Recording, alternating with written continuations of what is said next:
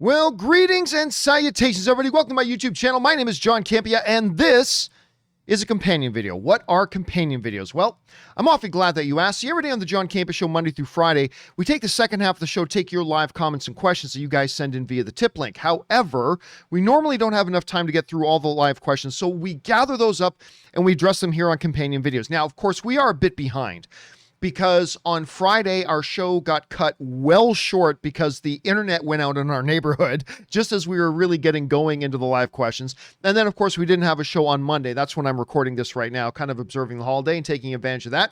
So we've got a lot to get caught up on. So let's not waste any time and get right to it. We're going to start things off here with Raymond Reddington, who writes on. Hi, John.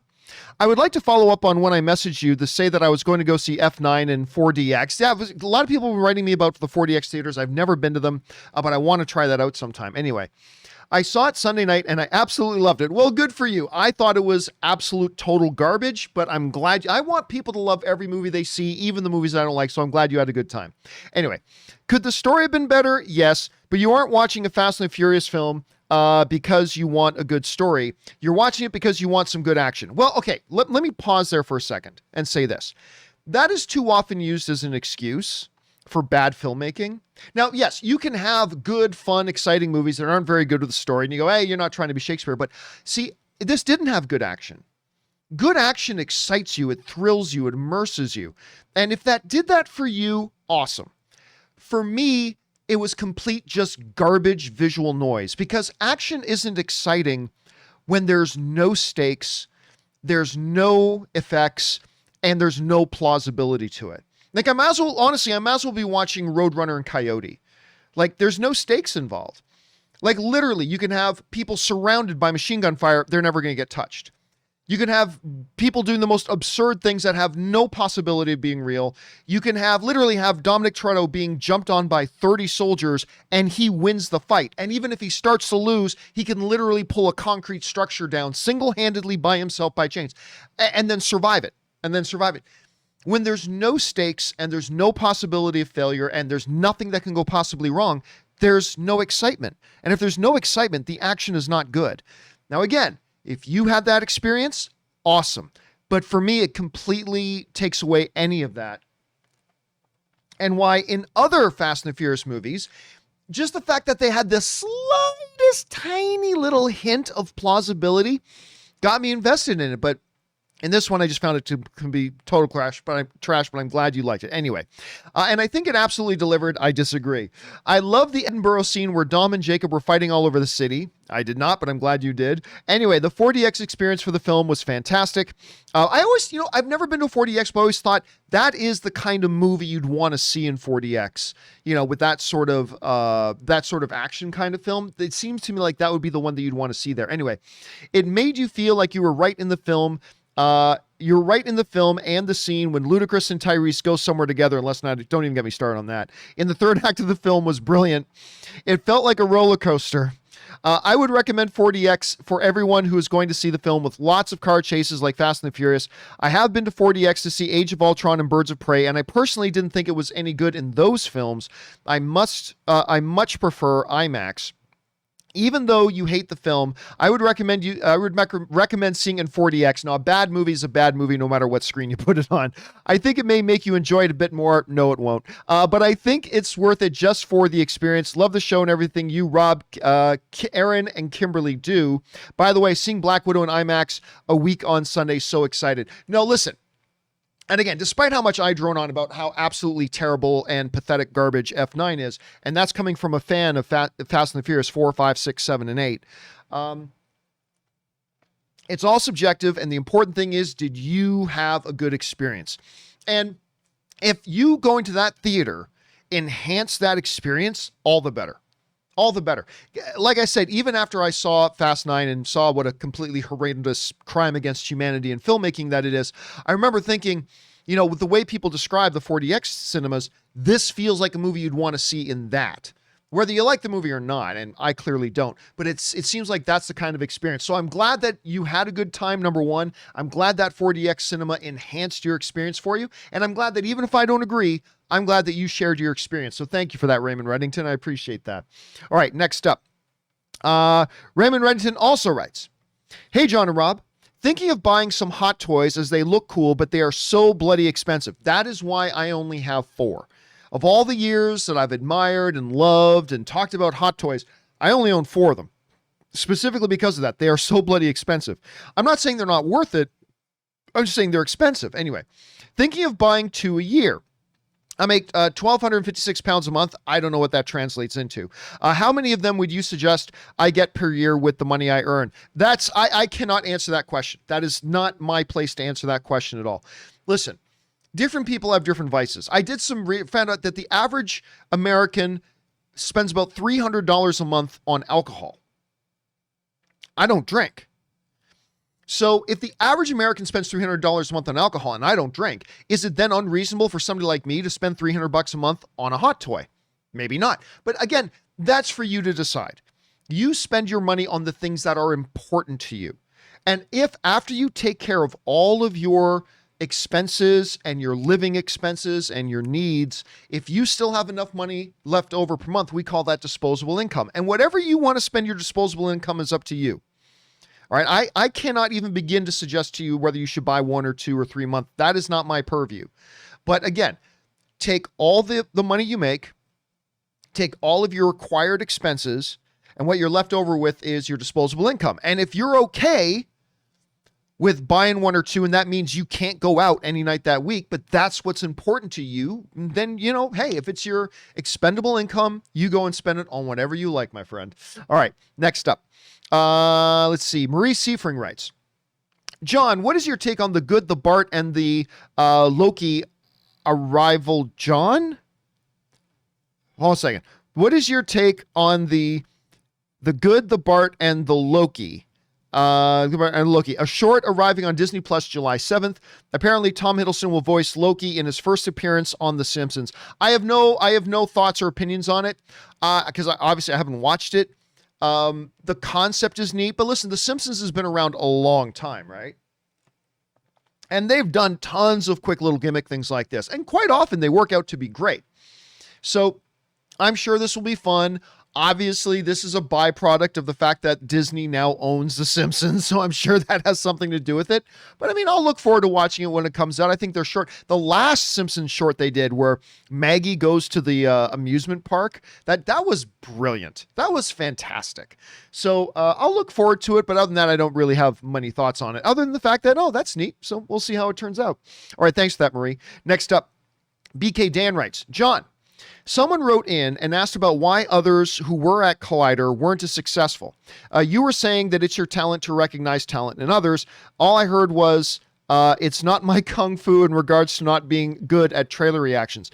Well, I mean, yeah, listen, I think the key, and again, somebody wrote in the other day asking, why aren't all the other people who used to be at the AMC and Collider era, why aren't they having, success that is equivalent to what their talent actually is? And my response to that is simply this.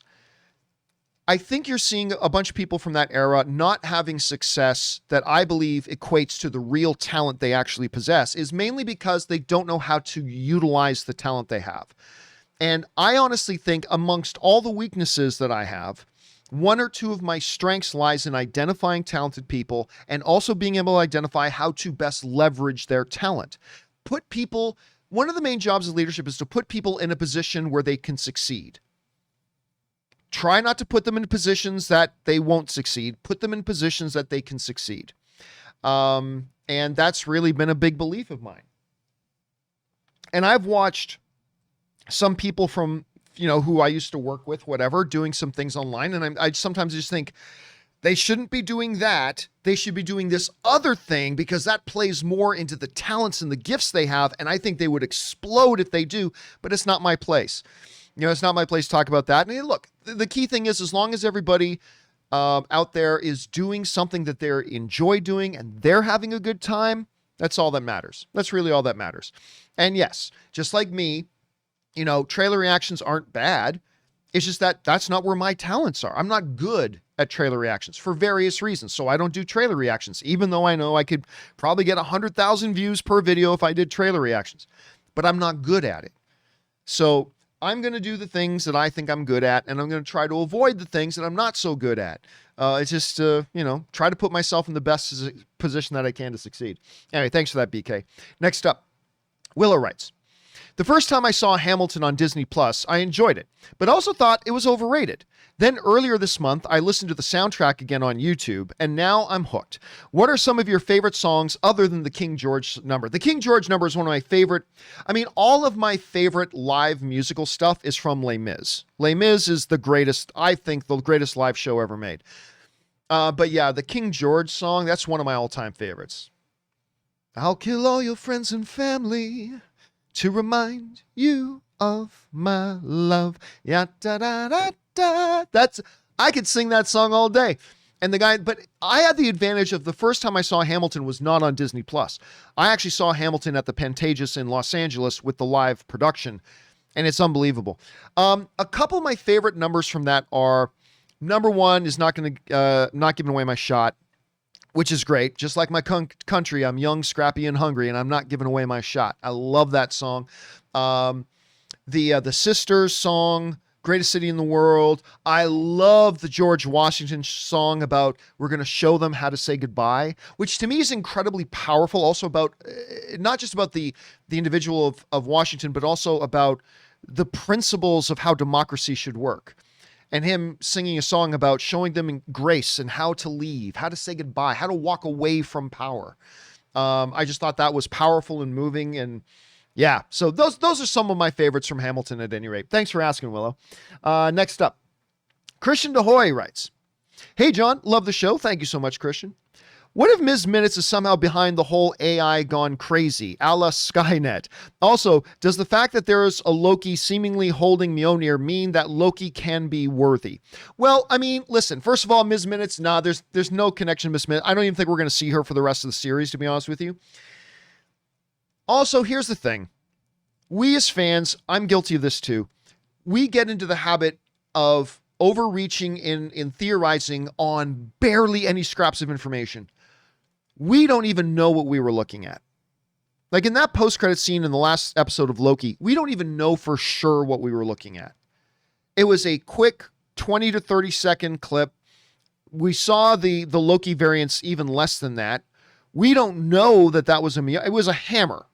That's all we know. We don't know that was a Mjolnir. Maybe it was, maybe it wasn't. We don't even know that particular person was a Loki variant. We can assume, but right now we don't even know. So there's just too much in there. There's a million different variables in there. That means it could be not something that we thought we saw. So I don't know what it was saying. I'm not even going to try to speculate on something that just gave us a quick, brief moment of looking at it. So I'm not going to go there, but we'll find out. We'll find out soon enough. All right. Thanks for writing that in, Christian. Next up, K Major writes, who is the MCU side character GOAT?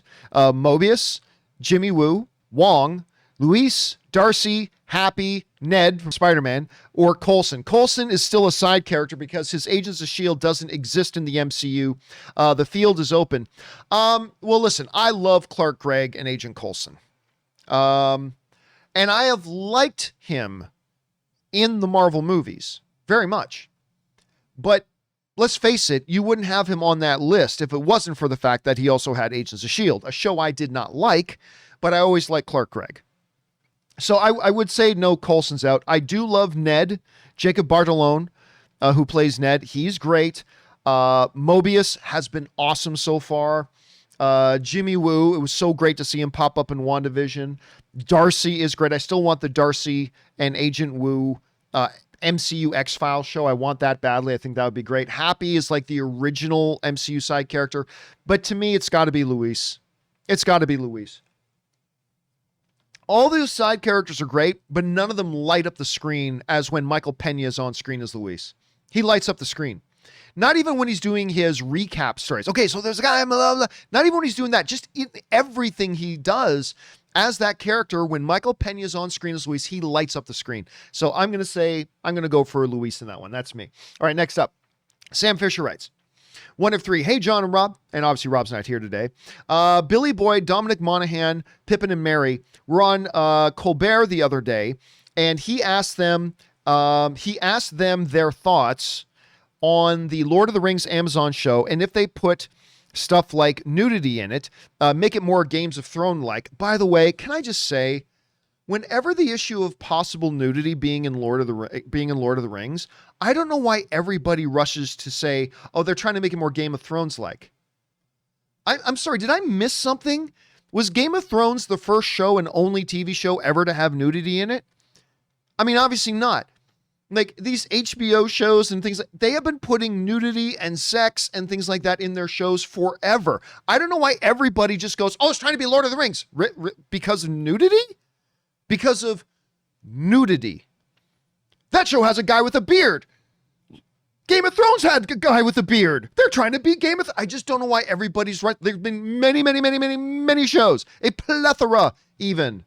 And a little bit of Three Amigos there for you. A plethora of shows with lots of nudity and lots of sex. Some of the biggest shows ever. I don't know why everybody keeps rushing to Game of Thrones and that. Anyway, they told a story that there was almost nudity in Lord of the Rings, and Colbert read an excerpt from the book where they are nude with Tom Bombadil, a character that a lot of people were very upset they didn't put in the movie, but he didn't need to be in the movie. I'm glad they cut him out, even though I do like him in the book. Anyway, you'll probably say it doesn't matter. It doesn't matter. But question for you guys is, what do you think if the Amazon Lord of the Rings show having nudity to make it more Game of Thrones? Like, okay, can we just stop with the Game of Thrones thing? Okay. A lot of shows put in a lot of nudity long before Game of Thrones. Putting in nudity does not make them trying to be Game of Thrones any more than them putting in a guy with a beard. Okay. So just take that out of there. What do I think about them putting in nudity? Same way I feel about nudity in any TV show or movie. If there is a scene that feels like this would feel more natural in the flow of the story if there was nudity right now, then do it. And if it doesn't, then don't. Beginning, end. There. That's the end of the statement. I feel look, I don't like gratuitous anything. Like, I love filthy. Bring on the filthy. I love the filthy. But I don't like gratuitous anything.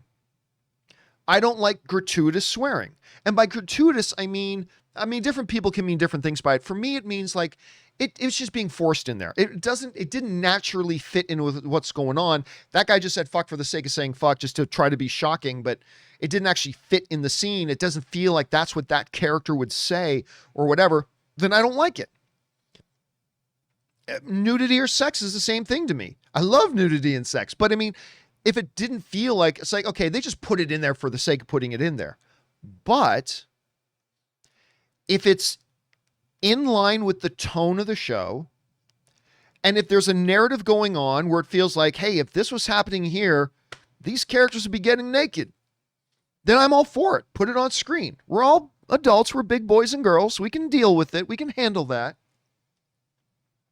So to me, it's all about the story.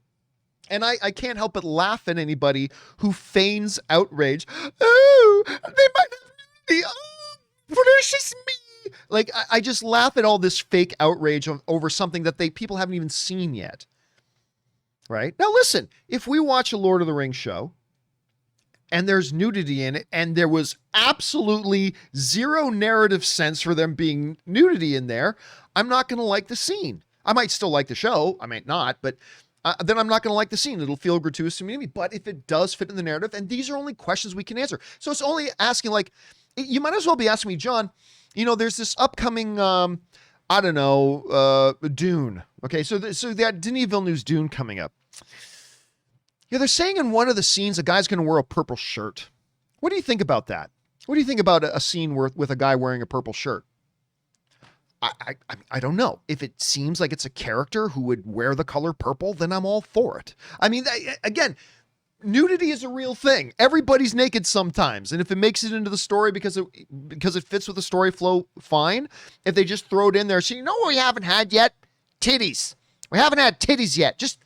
Just have one of the characters waking up for breakfast and the barmaid is just walking around with her titties out for no reason whatsoever. Is it supposed to be like a brothel of ill repute where something like that would happen?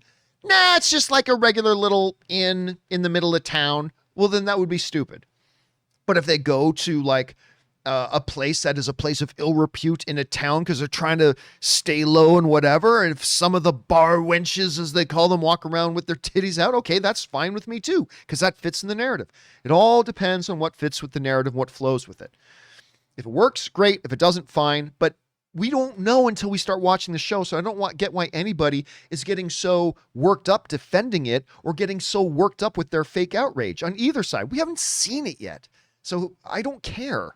I really don't care. If you're going to put nudity in, I'm just going to assume it's for a good reason.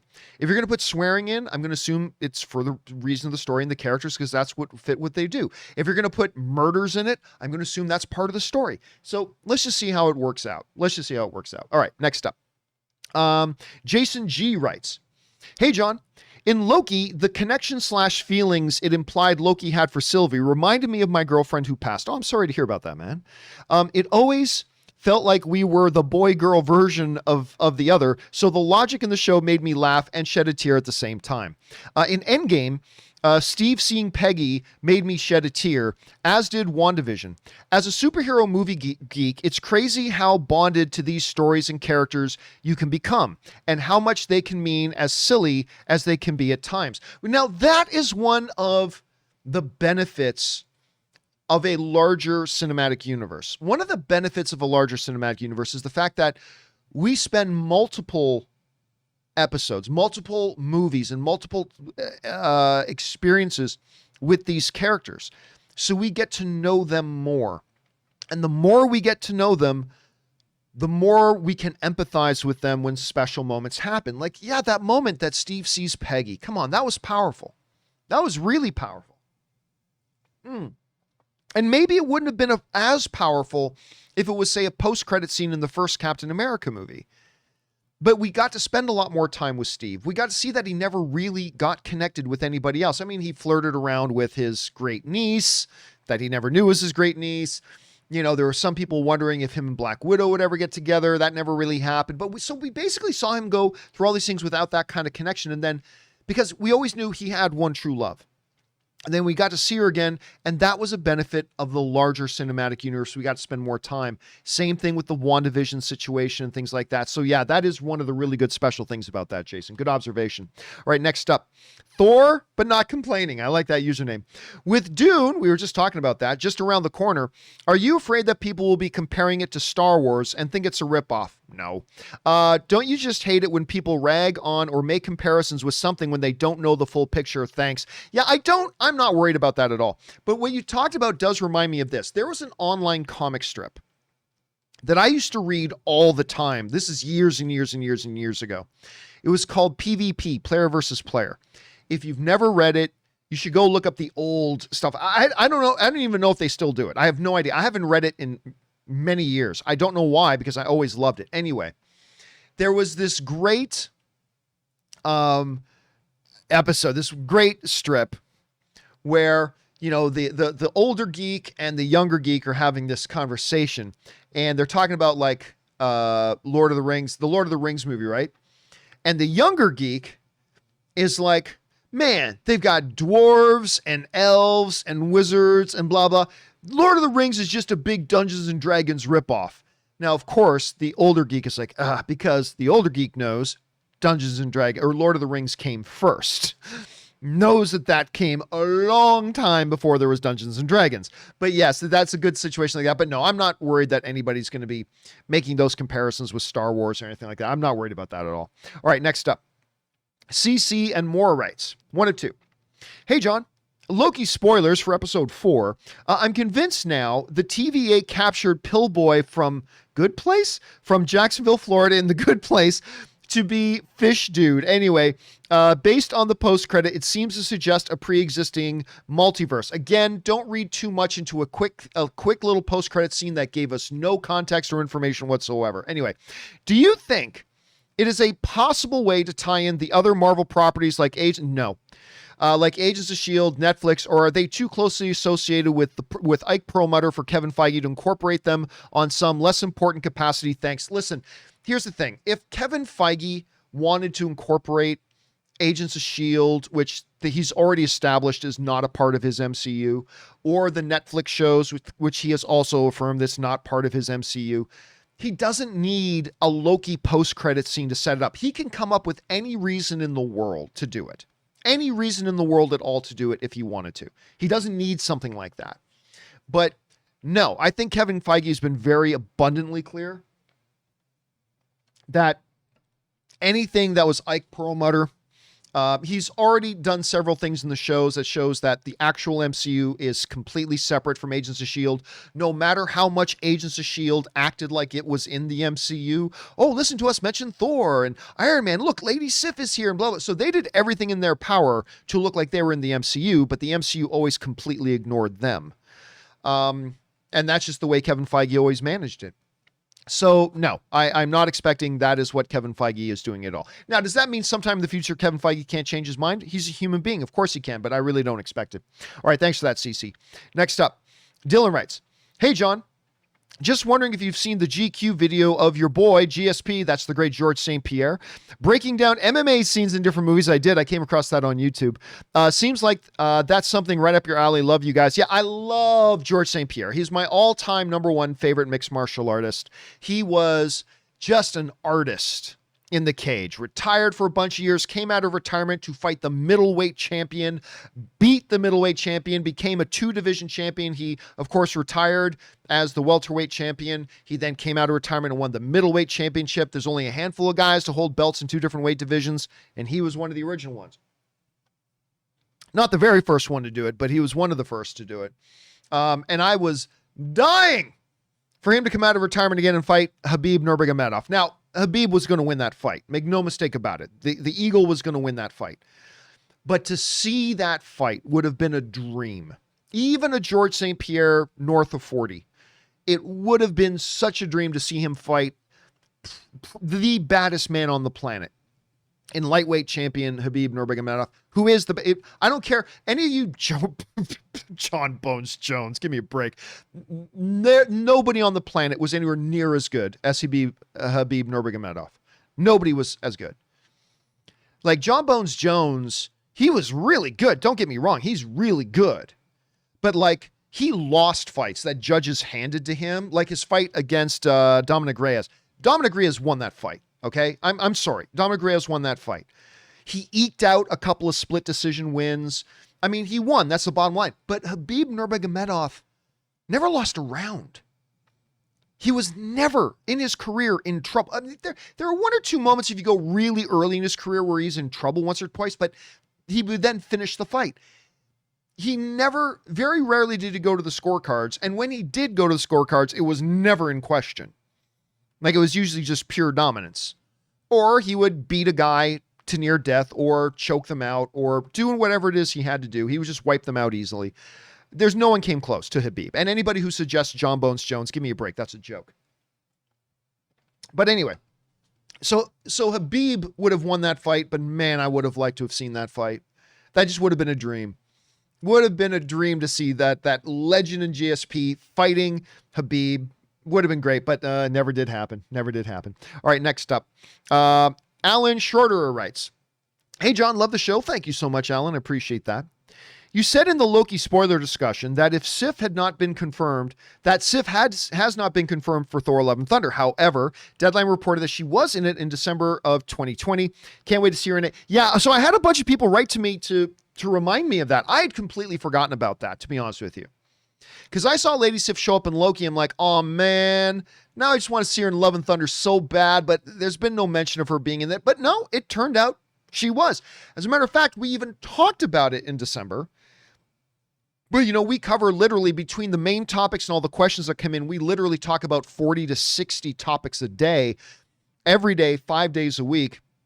So I totally forgot about it. So I was very excited to find out that she is going to be in Thor: Love and Thunder because I love Jamie Alexander. All right, next up.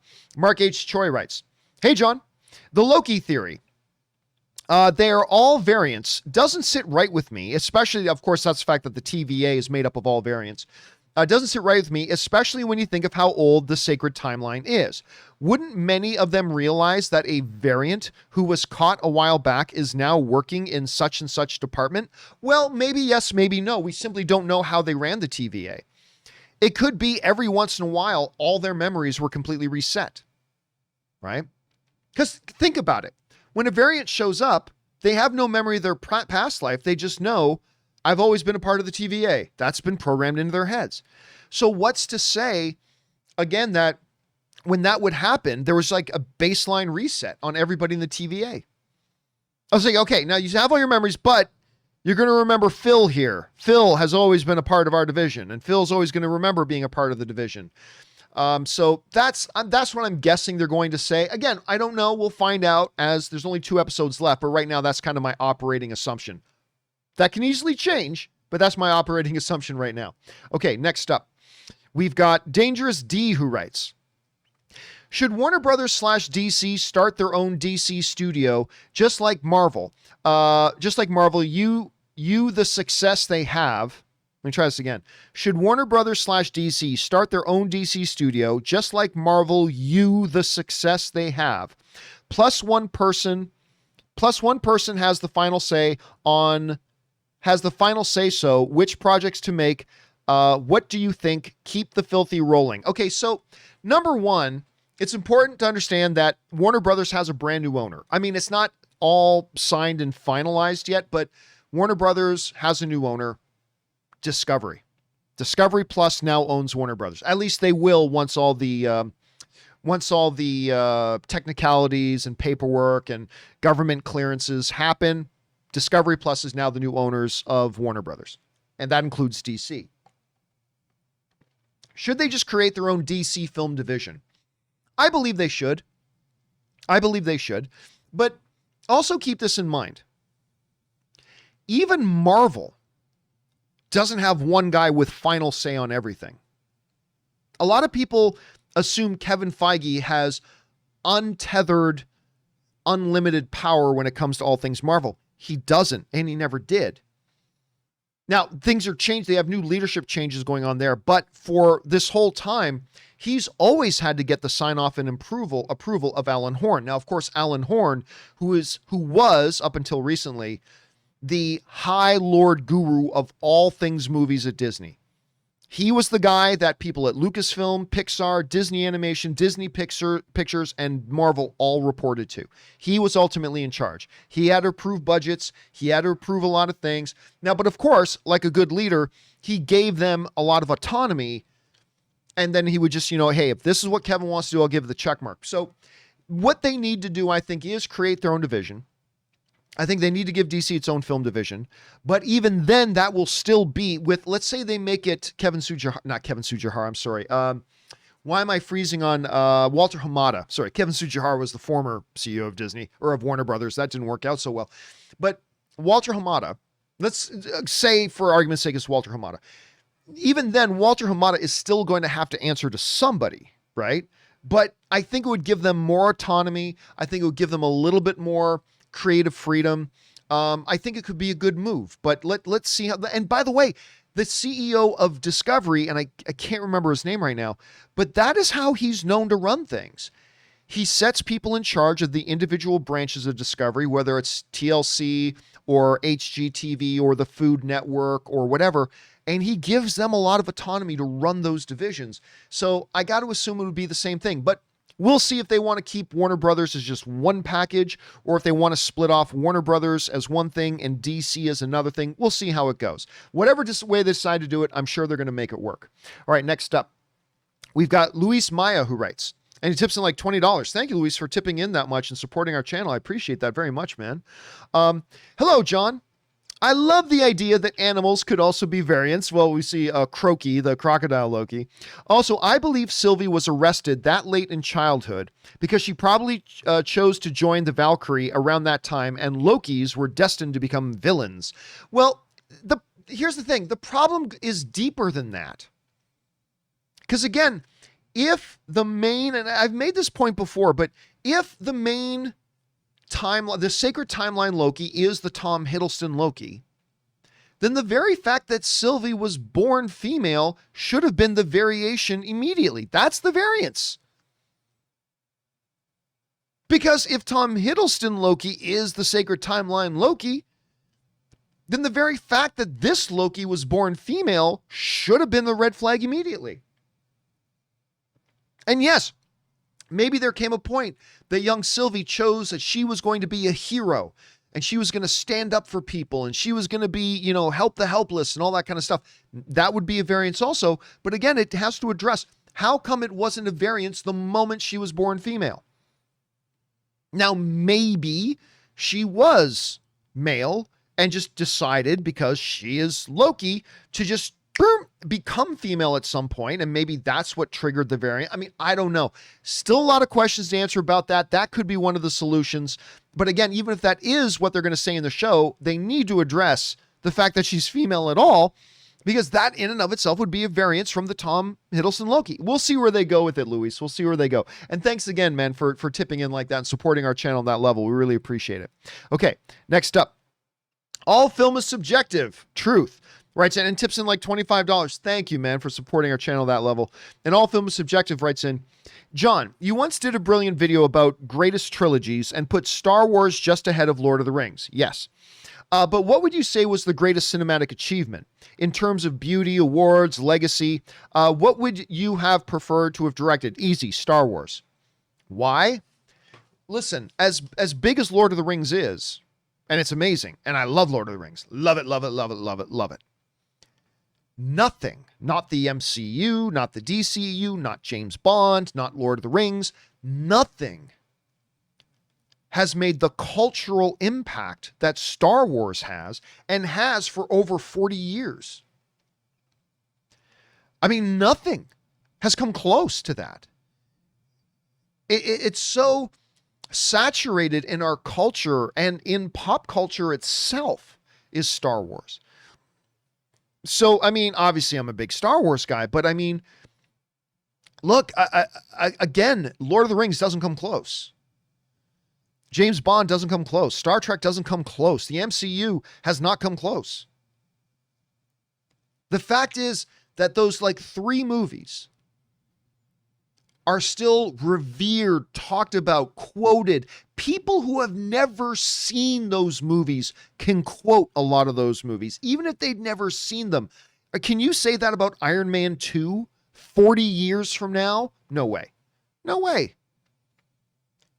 Can you even say that about what I think is the greatest comic book movie of all time, the first Avengers movie? Do you think 40 years, well now 30, close to 30 years from now, people can just quote it like that? No way. Not the same way that they did with the original 3 Star Wars movies. Not a chance.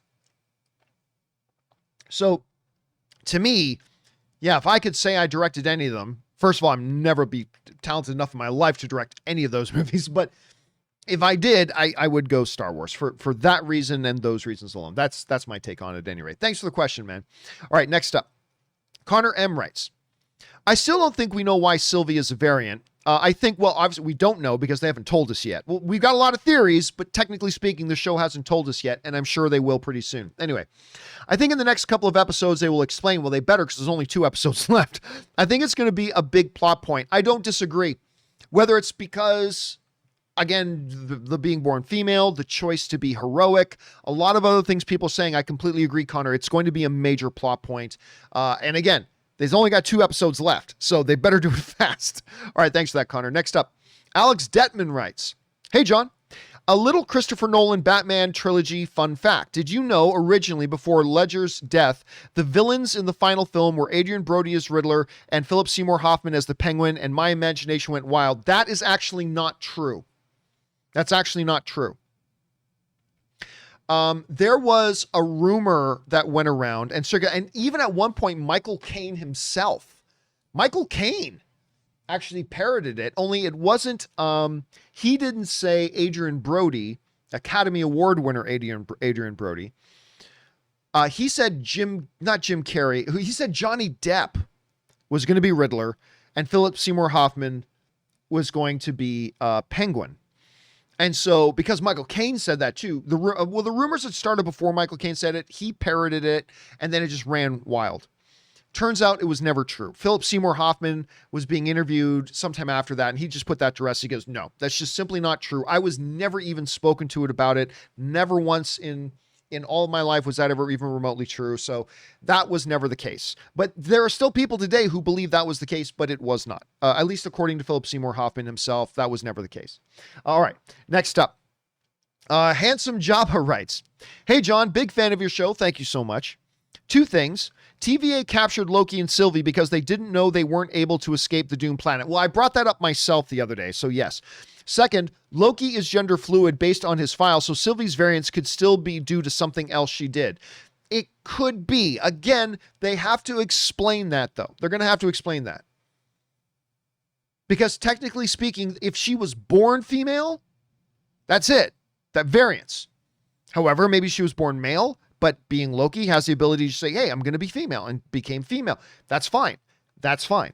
But you still got to at least address that, and we'll see where it's gonna lead us. All right, Alex Detman writes in and tips in like $20. Thank you, Alex, for supporting our channel that level, man. Alex writes, "Have you ever played Who Do They Look Like? I was thinking, what if every week we have one of our members send in a pic and you make your pick on the member, who the member looks like, in a 5-minute segment, and we will chime in the live chat to have fun as a community." I'm not gonna be lying. I'm not gonna lie, Alex. I don't think that sounds fun at all. And I don't think my audience would want us wasting time doing that. It has nothing to do with the topical nature of my show. That's not what my show's about. So, yeah, I never like to say never, but I feel pretty good in saying that's never something I'll do. That doesn't seem like, that doesn't fit my show. I honestly don't. I think that would become a part of my show that my audience would regularly fast forward through. You know what it reminds me of? I used to have some people write in and say, going all the way back to the AMC days, but I still do today. Every couple of months, I'll get somebody write in to suggest this. Say, you should have like a random one of the fans. You should have one of the viewers on as a guest on the show. You know, like just one episode, Eddie from Iowa will be the guest on the show. And then next week, Carol from Seattle will be the guest on the show. Yeah, the fans would really love that. And my thing was always, no, the fans would hate it. The fans would hate it. The fans who got to be on the show would love it. But it's kind of the same reason why I remember hearing this came up. I described this before. It's like the idea of an ESPN show. The ESPN aren't going to bring on random fans because that's not who people tune in to see, right? They tune in to see the hosts of their show. Otherwise, they would go to some other channel. So while I always said it would be super fun for the people who got to be on the show, it would not be fun. The audience wouldn't like it. The audience wouldn't watch. They would tune out because these random people that they don't know, never met, don't care about, it's not what they're going to want to watch for. So, and if that wasn't the case, then, for, one of my favorite sports shows, Pardon the Interruption, with Will Bond and Kornheiser, you wouldn't need to pay those guys the money they get made. Just have a random fan sit in one of their chairs. But obviously they can't do that. So no, I do not think playing a game, Alex, and I love the ingenuity and I love you trying to come up with new ways to add new things to my show. I'm always looking for those myself. But no, I don't think playing a completely unassociated, disconnected game of Who Do They Look Like would be something that my audience would like, to be honest with you. I just don't think it would work. But anyway, thank you for the suggestion. And don't be deterred from sending in other suggestions if you have them, because, hey, we all come up with 10 bad ideas before we come up with a good idea, right? So if you got more ideas, I'd love to hear them. All right, next up, CP3 writes, Chris Paul is finally making his NBA Finals appearance after 16 years in the league and being celebrated as one of the best players in the world for that long as well. Happy for the Suns. Are they your pick to win the championship, John? Well, right now they are, but I'm not going to lie. The beginning of this NBA season, hell, even the beginning of the playoffs, I never would have guessed that the finals were going to be the Bucks versus the Suns. Never would have guessed it. Anybody who says they did, unless they've got video evidence that they made that prediction before the playoffs started, they're lying. I don't think, actually, Ann and I just had dinner tonight with our friends, Matt and Jaylyn and Ryan, and we were talking about that. It's like, man, if I could go back in time and put every dollar that I had at a sports book on the NBA Finals this year are going to be Milwaukee Bucks versus the Phoenix Suns, I would be a rich, rich man today, my friends. But I'm super happy for Chris Paul. So right now, even though it wasn't my pick earlier, I'm picking the Suns to win in 6. Suns to win in 6, but who knows? We'll see. my picking is usually pretty good. This NBA playoffs, I've been off. I think I guessed like 3 playoff series out of the 16 that I've had. I can't remember, lost count. I've gotten almost all of them wrong this year. And I had a really great record last year and the year before that, but this year my picks have gone like way off the rails. I've been so wrong about so many of them this year, but I'm super happy for Chris Paul. All right, next up. Tony Variant writes, where are we at? In Loki, getting pruned sparks like a sling ring, but uses rainbow bridge colors. Well, sort of yes, sort of no. Anyway, MCU's had lots of traveling, but the colors are different for Aquaman, warp speed, etc. Sorry, I misread that. MCU has had lots of traveling, but the colors are different for quantum, warp speed, etc. Are the sticks Asgardian? Maybe not the TVA, but I think those are. Your thoughts? I'll be honest with you, Tony, I'm not really sure what it is you're talking about. So are you asking, are the sticks Asgardian technology and they're using, what am I trying to say here? Are you trying to say that they're using the same space travel technology as the Asgardians do, like with the Rainbow Bridge and stuff like that? If so, no, I don't think so. I don't think so. Now, I could be totally wrong, but my initial thoughts on that, they can just summon, they can activate a Bifrost. I don't think so, because that's not even Asgardian technology. Like, only the Rainbow Bridge can do the Bifrost. And up until that, the only other thing that could do it after that is Stormbreaker can summon a Bifrost. So I'm going to guess no for now, but let's see what they say moving forward, because maybe they'll say it is, but right now, Tony, my guess is it's not. All right. Joey Blue writes, after the latest episode, or the latest Loki episode, I have a theory for Spider-Man No Way Home. What if Doc Ock and Electro are variants from timelines in which they defeated/killed their Spider-Men? The TVA could have taken them in and pruned them into this other world Loki is. I'm going to say no to that for 2 reasons. The first reason, Joey, is because that would be doing something that Kevin Feige never does. It means you can only watch the next Spider-Man and understand it if you also watch the Loki show. And Kevin Feige has always been very, very careful that that's never the case. I mean, maybe you miss some nuance and maybe whatever, but he's made all of his MCU stuff that you could sit down and watch it and you would not be lost. And doing something like that extreme would require that somebody have Disney Plus and watch the Loki show in order to be able to watch the next Spider-Man. And that's just something Kevin Feige's never done. But more importantly, the second reason I'm going to say that's not what they're doing is Alfred Molina did an interview about being, and we talked about it on the show. Alfred Molina did an interview about the fact that he was going to be playing Doc Ock. And he talked about when the director came to him and first pitched him the idea, he said, no. This is going to be your Doc Ock right from that last moment that he's in the last Spider-Man movie. So he's not a variant. It's just that we're probably going to see that moment again, right where he's under the river in that last moment in Spider-Man 2. But then we're probably going to see some kind of a portal, kind of like maybe in Spider-Man Into the Spider-Verse. Some kind of portal will pull him through. And he says, at least according to Molina, that he is playing that Doc Ock from the last second he was in that movie, and he's going to be brought in here. So when you combine those 2 things, I don't think that's what they're going to do. But I am very curious, Joey. I am very, very curious to see how they're going to handle this overall. All right, next up, we've got Scott Brown, who writes, the trailer just dropped for Clifford the Big Red Dog. We talked about this the other day, and it looks absolutely awful. I don't understand why everything has to be live action. Why wouldn't you just try to make a really good animated movie in the same art style as the books? Love the show. Well, first of all, I didn't think it looked terrible. I'm going to be honest, I didn't think it looked terrible. I also didn't think anything in it particularly inspired me to want to rush out and see it, but I didn't think it looked terrible.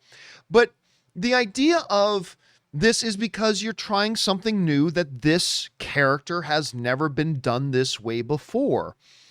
And look, I'm going to tell you right now, if they just made a traditional animated Clifford the Big Red Dog, nobody's going to go see it. Sorry. I mean, I might be wrong. We'll never know, but My guess is it really wouldn't get a lot of attention. But to take that story that a lot of people have read since childhood, or this character we've read about since childhood, and bring it to life in a live action environment is something that's never been done with that character. So I'll be honest with you, I totally get it. And if the trailer didn't look good to you, if it was the same trailer in traditional animation, it still wouldn't be a good trailer. Right? If you're saying you just didn't like the trailer because it was live action, but if it was the exact same thing in animated form, well, look, the story's the story. It is what it is. But so listen, while I was not particularly inspired by the trailer, I didn't think it was all that bad, but I can totally see why they're doing it this way, because it's different and never been done before with this particular character. And it's a way to bring it to life in a way that maybe you imagined as people were reading it when they were younger. So, and if they just did it in the same animation or the same art style as the books, no one's going to go see it. I'm sorry, but that's just the way it is as far as I'm concerned. We may never know for sure. I could be wrong, but as far as I'm concerned, I don't think anybody would see it. All right, next up. Roll of the Egg writes, "Hey, John and Co. The YouTube channel Ty and That Guy features Ty Frank and actor Wes Chatham, who is, of course, in The Expanse, talking about The Expanse. They cover one episode per week, currently on episode 2, or on season 2, episode 8, and will go through season 5. Sometimes they have guest stars. Love your show. Let the filthy come forth." And yeah, that's the new thing, right? Is a lot of times characters and actors from certain shows will do their own kind of commentary videos on YouTube or their own kind of after show things on YouTube. And I really do like Wes Chatham, if that's how you say his name, Chatham, in that show. He's one of my favorite characters in it. And he's evolved a lot from episode 1, where he's just kind of a grunt, to when you come up into this last episode he was in, where they're getting more into his backstory and stuff. I think it's really good. So that might be something to check out if you're a big fan of The Expanse. All right, next up. Alan writes, "Hey, John. I recently saw a trailer for Clifford the Big Red Dog, and it was intriguing at the very least. Have you seen it? And if Erin is there, what does she think?" And obviously Erin's not here today, nor is Rob. Again, my thoughts were, I didn't hate it. I thought it looked cute, but look, again, the job of a trailer is to take your anticipation level, no matter how high it is and no matter how low it is, and bump it up a couple of notches. And I'd be lying to you if I told you that this trailer did that for me. It didn't. It didn't make me any less interested in seeing it, but it didn't make me any more interested in seeing it either. But who knows? Like, it's just a trailer. Maybe the movie will be really charming. All right, next up. Emad writes, "Hello, Mr. Campea. Thank you for your content and hard work." Well, thank you for being here, man. I appreciate that. "I watch every day and enjoy your videos very much." Oh, Emad, thank you so much, man. It's always cool when people want to write in just to say something nice and encouraging. I appreciate that, and it's not lost on me, and I hope it's not lost on you, that it's also a part of us being able to do what we do is because of folks like you being here to watch and participate like this. So thank you so much for that, Emad. I appreciate it, man. All right, next up. Never Lose Your Nerd writes, "For a guy that has never been a big fan of the Loki character and actually cheered when Thanos snapped his neck, this last episode had me cheering for him and Sylvie and fearing for their lives and hoping they wouldn't die. Damn you, Marvel. Great episode." And listen, I honestly don't know how Kevin Feige and his team at Marvel do it. I really don't. I don't know how they do it, and do it so consistently on such a high level. And it's all like, none of them are the same. WandaVision is completely different than Falcon the Winter Soldier. Falcon the Winter Soldier is completely different from the Loki show. And they have all been very different from their movie variants. No pun intended. It is just crazy what they've been able to do. Never Lose Your Nerd. Now, here's hoping. They've got 2 episodes left. 2 episodes left. Let's hope they stick the landing on these, because this will be another big winner for them if they do. Another big winner for them if they do. Thanks for writing that in. All right, next up. Joe Big Happy Dorame. And guys, please don't write in all caps. It makes it irritating to look at. So anyway, "Hey, John, I was thinking why movies like American Me, Blood In, Blood Out, Boulevard Nights don't get recognized in Hollywood." Well, let's get back to that in a second.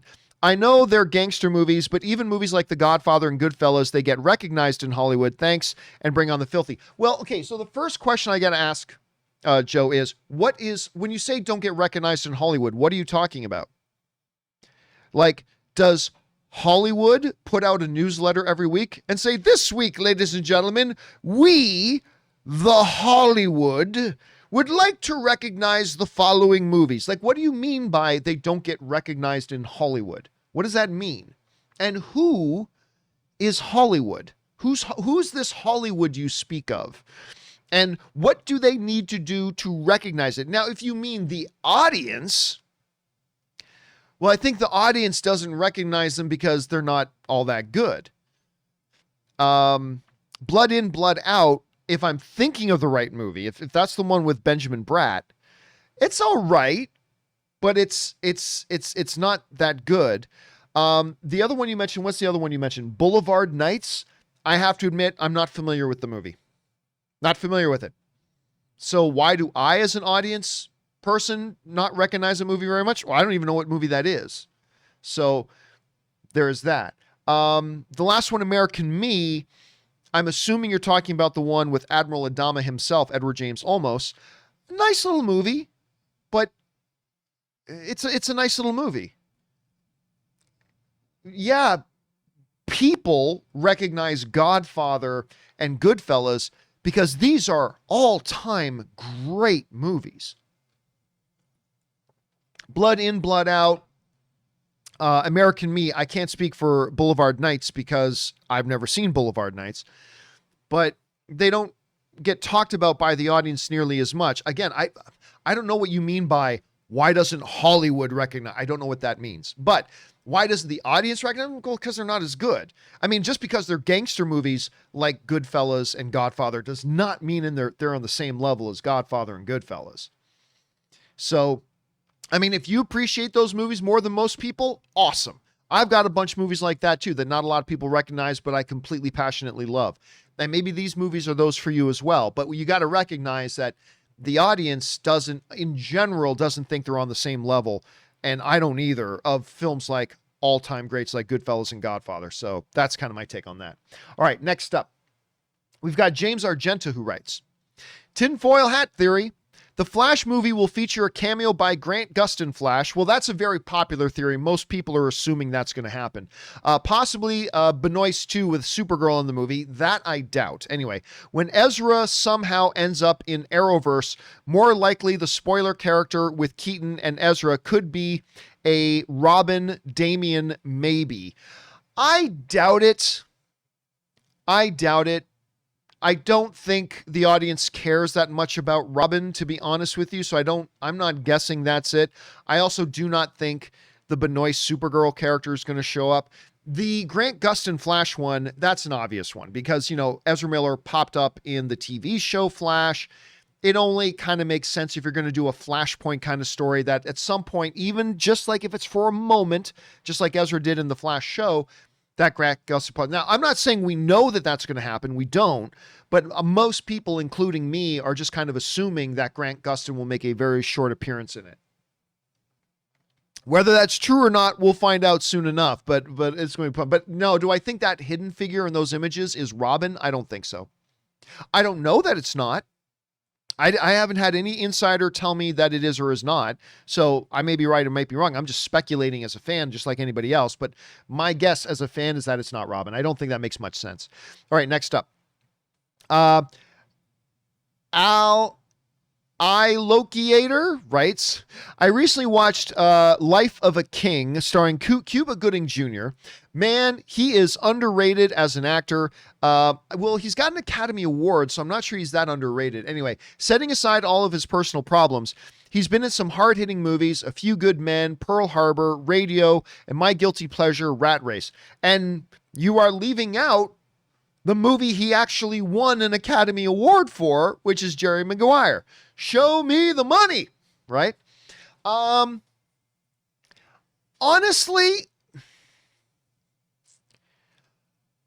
I have come personally to the belief that he's a very good actor, but not a great actor. There are some actors, let's say Kathy Bates, right? Who wins an Academy Award, and this then just shows in performance after performance after performance after performance that that's just her level. She's just that good. And it wasn't just like that perfect moment where she did her best work ever in her life in Misery, which she won an Academy Award for, but she was never able to quite achieve that level again. She's always on that level. And she's been nominated other times for awards.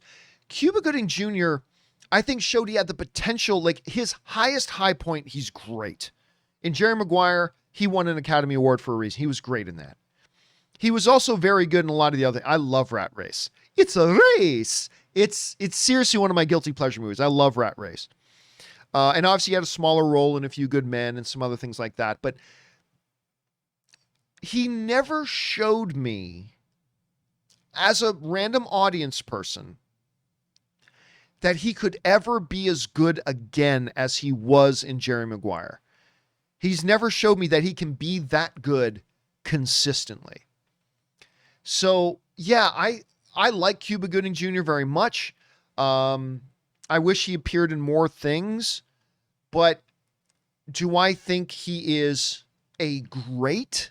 No, I think he's good. I think he's very good. But that level of greatness that he showed, unlike, say, Kathy Bates, who, they each showed a level of greatness in their award-winning performances, but then Kathy Bates just stayed at that level, and then the rest of Cuba Gooding Jr.'s performances were all good, but never close to that peak that he had. So anyway, that's just kind of my take. Just as a random movie fan, that's kind of my perception on that. But I do consider myself a Cuba Gooding Jr. fan. His work in Jerry Maguire was unbelievable. One of the great supporting performances of all time.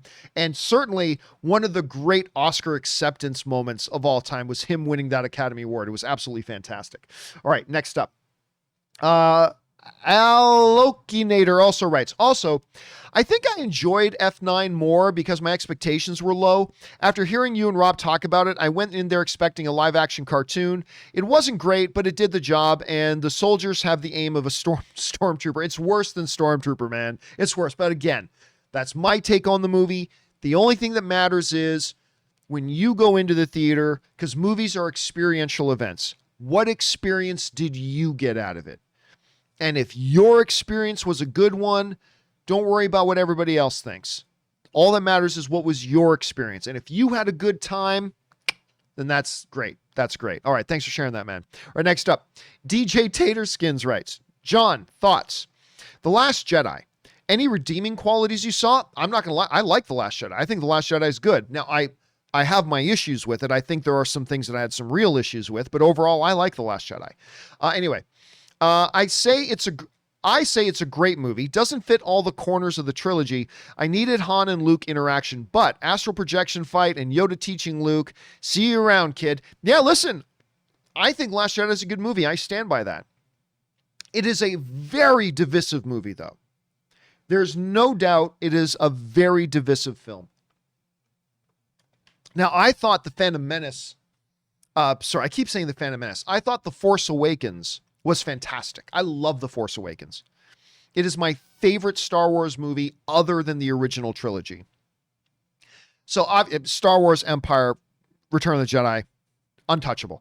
But honestly, my next favorite Star Wars movie after that is The Force Awakens. I think it's fantastic. I do not like The Last Jedi on that level. But again, I think it worked. I really like I often hear people whine about Luke in that movie, and that's fine. We all have our different perceptions of things. But I sometimes wonder, the people complaining about Luke in that movie, do they actually know the original Star Wars? Did they ever actually watch the original Star Wars? Do they understand this character?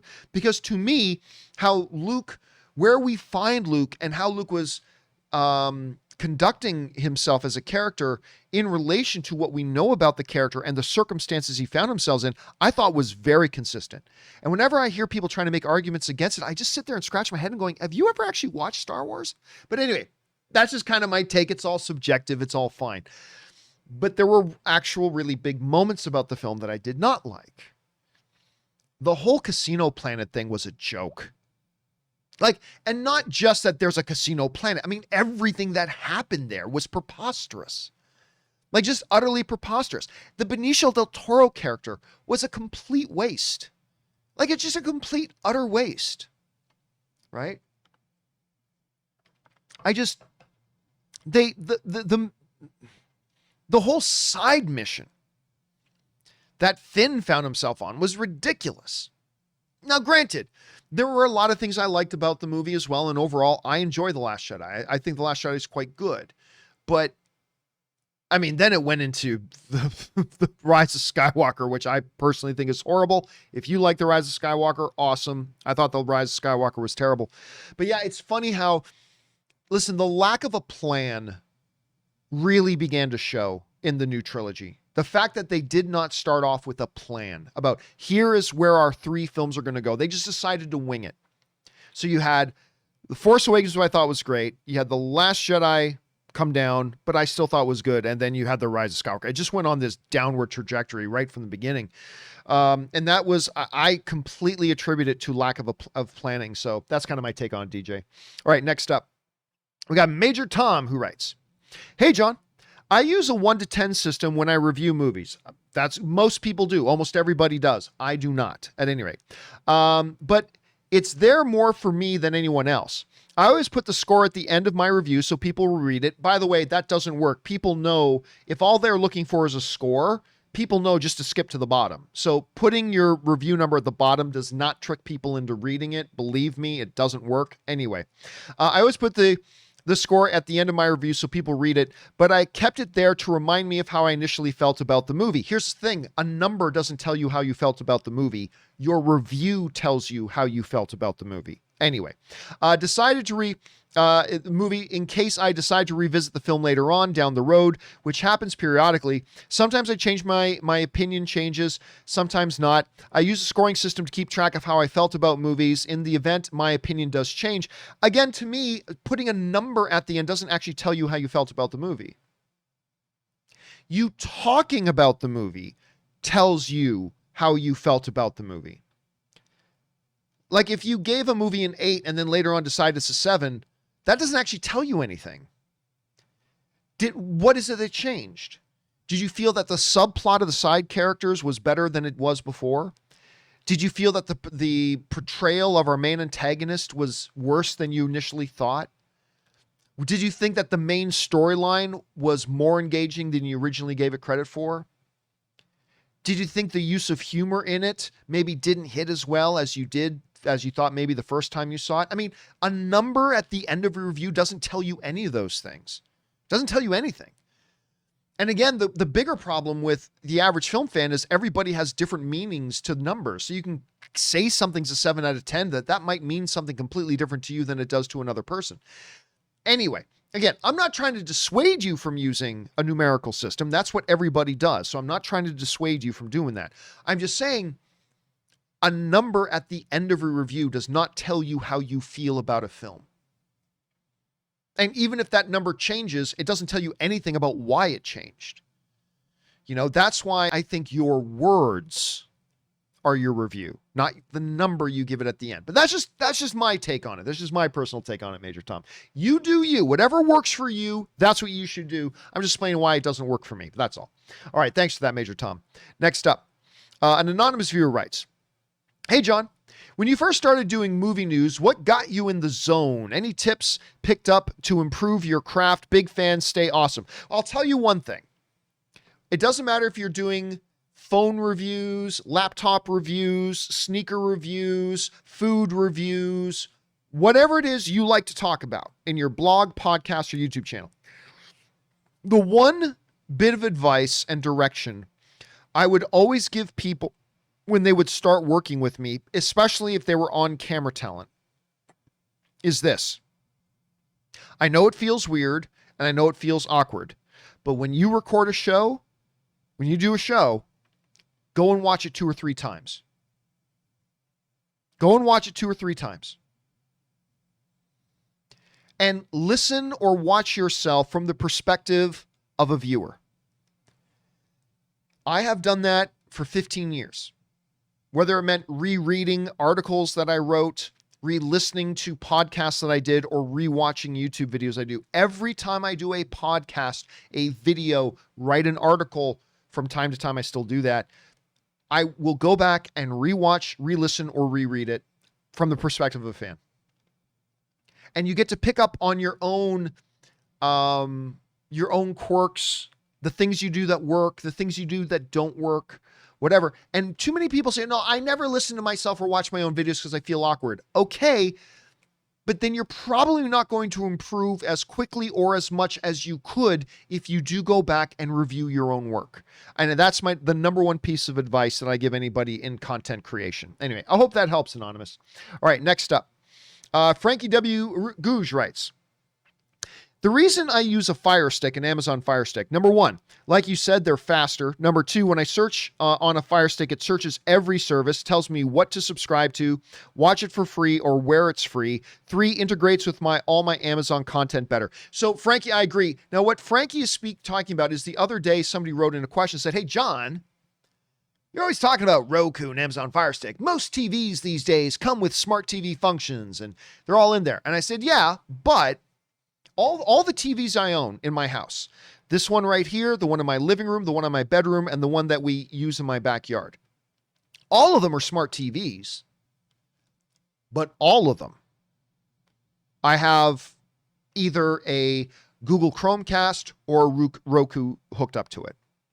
Except for the one in my backyard, which already has, it's got Roku built into it. Like a Roku is built into the TV, like a full Roku service. So that's a little bit different. But other than that, all of them I have something hooked up. Because, number one, they all function much faster and much smoother. Number two, they all have vastly superior user interfaces. Like much, much, much, much better user interface experience. Number three, they have much wider selection of apps and things like that to include on. Now, look, the smart TVs will all have the main apps. They'll all have Netflix. They'll all have YouTube. They'll all have Hulu. But listen, my living room TV, I got 30 or 40 different apps, and I watch all of them. And not all of them, actually a lot of them, you're not going to find on a smart TV. Also, an Amazon Fire Stick and a Roku or an Apple TV or a Google Chromecast will have a much bigger potential library of other apps you can install and things like that. Anyway, all those things means the experience using an actual dedicated streaming device as opposed to a generic built-in function on a TV, again, unless that TV has Amazon Fire Stick built in or a Roku built in, you're going to find is a much superior experience. And I agree with you, Frankie. Those are just a couple of very, very good reasons you just listed. So I'm with you 100% on that, brother. All right, next up. Bojax writes, hey, John. So I'm about 4 episodes into Gangs of London, and the same for Warrior.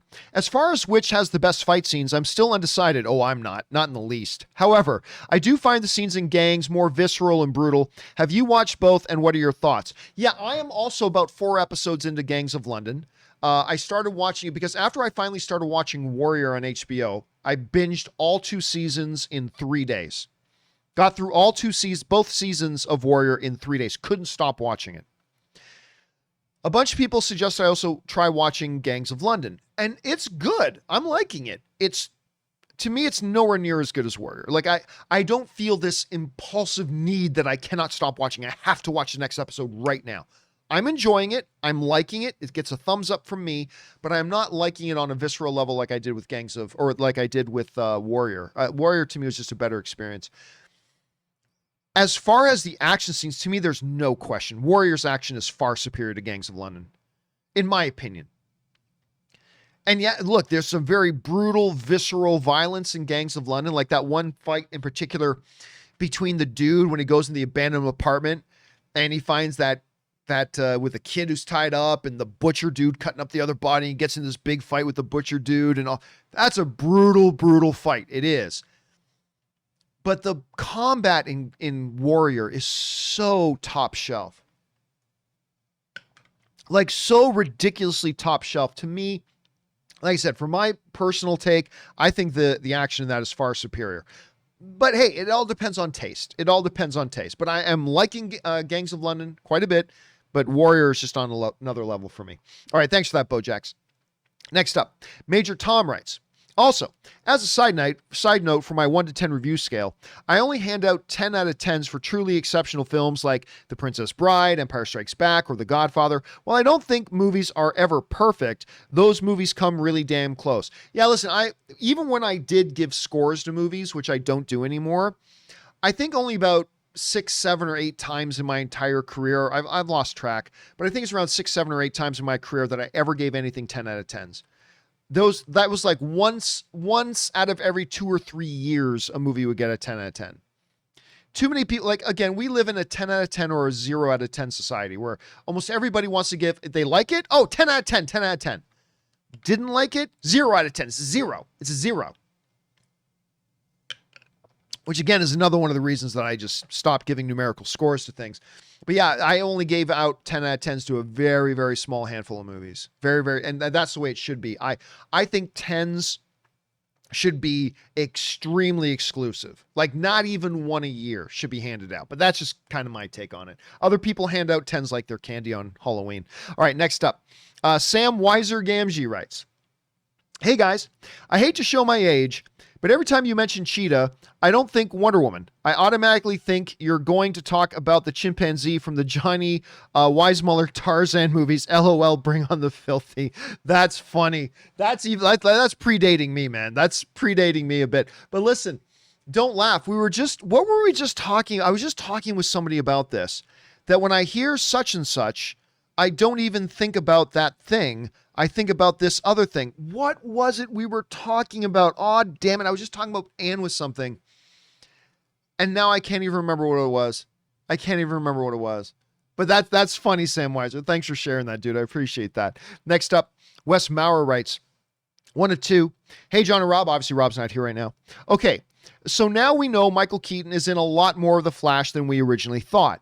Is it possible that the script called for a major Batman role the whole time and that it was simply a matter of which Batman, Keaton or Affleck, jumped on the part first? Considering we haven't really heard very much of Affleck's Batman involvement in the movie, no, I don't think so. I think, listen, people underestimate how much time they take in creating scripts and then storyboarding a movie and then doing animatics and all this prep work, years sometimes of prep work that goes into a movie before they start rolling the camera. My best guess right now, and it is a guess, is that when Michael Keaton started saying, look, I'm not 100% sure right now because of COVID if I'm doing it, my best guess is if for whatever reason Michael Keaton had to back out of doing it, they simply would have just put another actor in there and not made reference to the Tim Burton Batman. And they would have done minor adjustments just to make it a Batman. I don't think it would have been Ben Affleck, though. I don't think Ben Affleck was sitting there wanting to do 3 months of shooting on a Flash movie as Batman again. I don't think that's the case. So I'm kind of guessing they just probably would have made the minor change a few lines here and there to say this is an older Batman, but not necessarily the one from the Tim Burton movies. Like, obviously, but their plan all along was to make it Michael Keaton. That was the plan. And it wasn't until the COVID thing came up that maybe threw some question marks on it. But I think they probably had a contingency just in case. Just in case. All right, thanks for writing that in, Wes. All right, next up, Chuck the Mystery writes, "Hey, John and Rob, if there," and obviously he's not, "I have a question that has been plaguing me for a while, and I'd really like your thoughts. Even though I liked David Ayer's Suicide Squad and Birds of Prey, I was in the minority, but the one thing that most could agree on about those films was a shared love for Margot Robbie as Harley Quinn. Being that the box office for Birds of Prey was disappointing, as well as a critic and fan response for both films being poor, does Gunn's Suicide Squad have to be good box office and fan response in order for the studio to give Margot a future with DC films, or does that film's success or failure have no effect on her at all? Congratulations on 4 years of YouTube channel, and thanks for the amazing content." And what, of course, Chuck is referring to is last week marked my 4-year anniversary since I decided to leave my job. Of course, I was at Collider, that I decided to leave Collider and branch out on my own and do my own YouTube channel, where I had so many people, including some I worked with, telling me it was absolutely going to fail and I was going to fall on my face and it wouldn't work at all. And here we are 4 years later. Anyway, this is an interesting situation. Listen, every situation is unique. A lot of times in situations like this, I would say, nah, it doesn't really matter, but this is different, right? Now, look, Margot Robbie as Harley Quinn, like, absolutely dominated pop culture, like far more than even the movie itself did, because everybody, men and women, At Halloween time, they were all dressing up as Margot Robbie's Harley Quinn. Even people who didn't like Suicide Squad. And I did like it. It's a hot mess of a movie, but I still had a lot of fun with it. I had a good time with Suicide Squad. But even people who didn't, they loved Margot Robbie's Harley Quinn. I mean, she just captured imaginations. Now, unfortunately, Birds of Prey was utter hot garbage. I hated Birds of Prey. And I wanted to like it. Let me just bring something up here. Rotten Tomatoes. It wasn't all that badly received, actually. Birds of Prey, horrible title though. Birds of Prey and the Fabulous Emancipation One Harley Quinn. Always hated the title. But listen, although I contend it was a terrible movie, here's the reality. It had a 79% critic rating. Most of the critics liked it. And these are verified ratings, 78% audience score. So much for the audience score and the critic score are always completely different. Anyway, and remember, these are verified ratings. These are ratings made by fans that Rotten Tomatoes can confirm they actually bought tickets and went to go see the movie. So these aren't just people review bombing positively or negatively. So as much as I thought Birds of Prey was terrible, and I do believe it was terrible, fact of the matter is, a lot of the critics did like it, and a lot of fans did like it. Now, Birds of Prey, how it did at the box office is another question altogether. Birds of Prey overall only made $201 million at the box office. Not domestically, worldwide. Made $200 million at the box office. I don't know that movie broke even. After theatrical cut, marketing costs, production costs, I'm not sure it broke even. It might have. If it did, it broke even by the skin of its teeth. Does this Suicide Squad have to do well in order for there to be a future for Margot Robbie's Harley Quinn? Margot Robbie's Harley Quinn. I actually think yes. Now, it doesn't have to be a billion-dollar film. Suicide Squad doesn't have to be a billion-dollar film or anything like outrageous like that, but it's got to be successful. And if it is successful, and if once again, people really love Margot as Harley in it, which they did in the first Suicide Squad, then I think it's a safe bet that we'll get another crack at a Harley Quinn movie. Hopefully not this time with Birds of Prey, and extra hopefully it'll be with Poison Ivy. Because I want to see a Harley Poison Ivy romance movie. I want to see that badly. So hopefully that'll work. Generally, we'll just have to wait and see. All right, next up, we've got Christopher Martinez who writes, best show on YouTube. Thank you, Christopher. Where's the missing person? Where's the beekeeper? Yeah, we never did really get an answer on the beekeeper on WandaVision, did we? Where's White Vision? That has purposely been left as a mystery. We'll find out soon enough. Are we getting the Falcon and Winter Soldier season 2? I believe that we are. Ravonna Renslayer yelled, "Protect the timekeepers." Did she know they were robots or not? Can't wait for the movies to come out. That's a big question that a lot of people have had in Loki after the last episode. Is like, does she? Oh, look, there's three possibilities of Ravonna right now. Number one, she's totally in on whatever the scam is. Like, she's in on it. She knows that those timekeepers are just puppets and robots, and she's actually fully involved with whoever is behind the curtain on this and working with them to make all these dastardly plans they have. That's option number one. Option number two is she's just somebody who truly believes in the mission of the TVA. Option number three is she totally believes it. She just totally believes that she thought those timekeepers were real. Now, there are certain things that suggest she believed one thing, certain things that suggest that maybe she's in on it. I think they have not been clear on what the answer on that is. So we'll have to find out. I'm going to guess, pure guess, and I'm changing my guess on this all the time. Right now, today, my guess is she didn't know the timekeepers were fake. Now, I may change my mind by the time the next Loki episode starts, but that's my guess right now. All right, next up, Jason A. writes, "Hey, John, I decided to rent Don't Breathe, love Don't Breathe, after you mentioned it the other day, and holy crap, it had me on the edge of my seat from the moment we first see Stephen Lang sit up in bed. It was wall-to-wall tension, and anyone who doesn't consider it horror is nuts."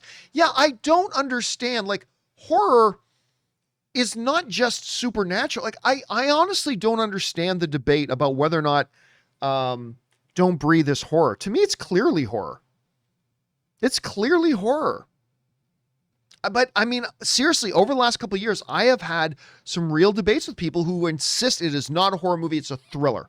Now, look, understandably, the lines between thriller and horror sometimes are a little blurred. Yes, but I don't know, man. Maybe I'm crazy, but for me, I'm with you. I thought Don't Breathe is totally a horror.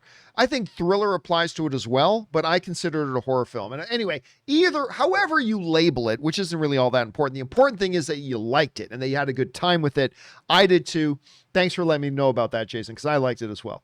All right, Mark 2021 writes, "Hey, John, I'm not able to submit a super chat on the live spoiler videos. I get error messages. I'm sorry, you should write to YouTube about that. See if they can give you some heads up on that. But what if, I know it's silly, but for fun, a variant shows up as Alan Cummings' Son of the Mask, not because his timeline isn't supposed to exist, but because that movie should not exist."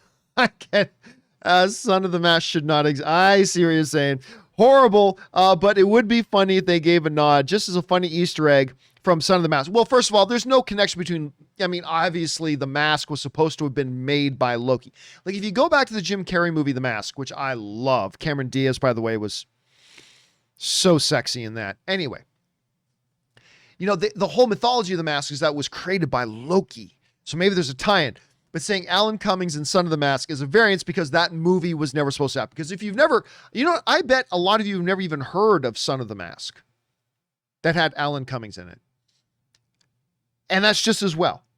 Because as Mark is kind of alluding to here, that movie is terrible. I mean, really, really awful. So no, I don't think they're going to do that at all. That's a little too shticky. So I don't think they're going to do that at all. But I like the way your mind's going, Mark, because that's kind of funny. All right, next up. Cody Hunt Films writes, 1 of 2. Anything that has the ability to make choices can be a variant in the eyes of the TVA. Maybe. They haven't explicitly said that, but it's kind of implied. So surely actions made by an animal could alter the flow of time. Makes me think of the butterfly effect. I just think it would be funny to see a chimp being asked to sign a form to confirm everything he ever said, asked if it was a robot or if it pleaded guilty for crimes against the sacred timeline, all with complete sincerity. Yeah, obviously. So clearly the TVA does not think animals can be variants. Or I suppose theoretically, Cody, what they could say is that an animal does make a decision contrary to the timeline to change things up. Then they just go and prune it. They don't bring it in. They don't have it signed documents. They don't give it a trial. They just prune it. I mean, that's my guess because yes, it is ridiculous for them to do the things you've just suggested. So I agree with that. It would be silly. So that's kind of my guess. All right, next up. BJW writes, could the reason why Fast 9 is not received too well by viewers is because Neil Moritz no longer being involved in the series? I heard that he was removed from the series because he wanted lead producer credit on Hobbs and Shaw. Okay, so if you guys want a really interesting read about, you know, inside baseball Hollywood and how some feature films work and sometimes how a producer doesn't do things, go online and read about the story about Neil Moritz. It's interesting stuff. Here's the thing, though. I don't think that had anything to do with Fast 9 because really, I don't really think he was ever involved all that much. You know, the reality of the situation is that from a creative point of view, my understanding was he was never actually all that involved in it anyway. So no, I really don't think that has anything to do with it.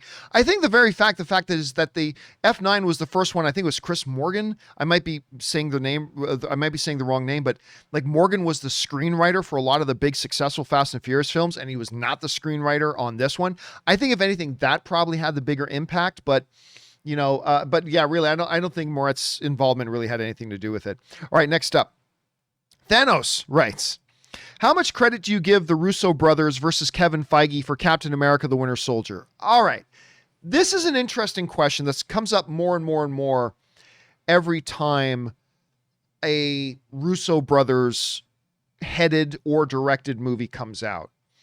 When you look at the MCU, I mean, a bunch of their best and most successful films from a financial, a critic, audience, overall quality standpoint are a lot of the ones that the Russo brothers directed.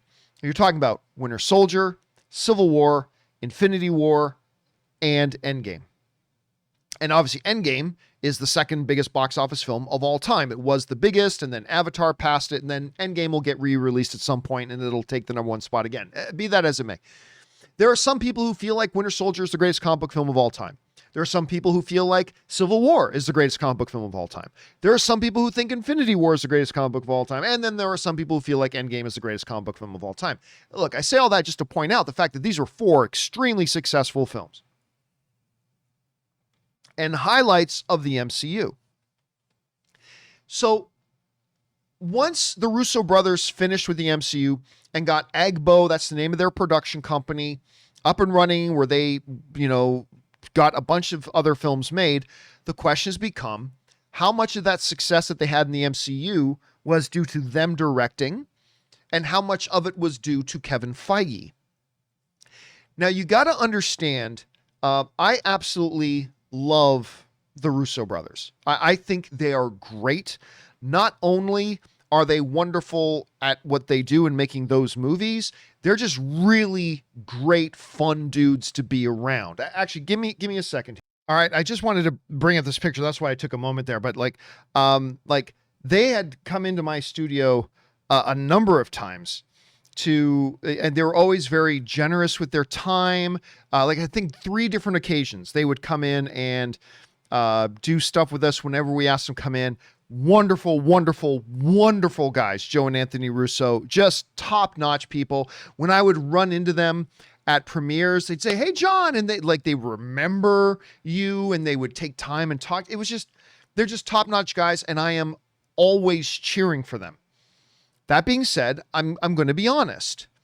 Like 21 Bridges, which they did not direct, but they were in charge of that film. The one they did with Chadwick Boseman, bad movie. Extraction. I know there's a bunch of people who like Extraction, and there's certainly some great action in it, especially that one car chase scene. Absolutely. But overall, I thought that movie was a mess. Narratively it was bad. The character didn't make much sense. The ending was terrible. And then what's the one I'm thinking of? Is it Cherry? The one they just did with Tom Holland. Oh my God, that was not good. That movie was not good, and a lot of people were very excited for that one coming out, and then they did another one anyway. I would say the jury is still out. The jury is still out as far as I'm concerned when it comes to the Russo brothers. But I would say right now, it is starting to look more and more to me that the big success of Winter Soldier, Civil War, Infinity War, Endgame was more Kevin Feige. Now, again, I think the Russo brothers are going to have a lot more time, and they're going to make and be behind and direct and produce and write and whatever, a lot more movies. So let's ask the question again in a few years. But for right now, as a massive fan and supporter of the Russo brothers, I would be disingenuous if I didn't say that it looks more and more to me like maybe it was more Kevin Feige. Because I haven't been able to see the Russos replicate that level of greatness in their post-Marvel and their post-Kevin Feige partnership. So, I don't know. Or maybe it's just that, Kevin Feige and the Russos together is just a magical team that just totally brings the best out of everything. I don't know. But right now, it at least appears to be more Kevin Feige. Now, again, ask me that question again in a few years, and I might have a totally different answer for you. And I will still look forward to everything the Russo brothers do with great anticipation. But, my job is to be honest with you. And just because I like the Russo brothers very much doesn't mean I shouldn't be honest. And so that's kind of my take on that. Anyway, thanks for writing that in, Thanos. All right, next up, we got Sam Fisher, who writes, The other day you talked about the Wonder Years reboot. I'm interested because it has Dual Hill as the dad, who I love from Psych, and Don Cheadle is voicing the adult narrator. It's not set in modern day, and it's set in Birmingham, Alabama during the Civil Rights Movement. Yeah, we talked about this. I think it was Aaron and I talked about this the other day. I never watched the Wonder Years, so I have no vested interest in this. But listen, if you can come up with a concept that takes the core concept of an older show, but then applies a different context to it, that can be creative and that can be very interesting.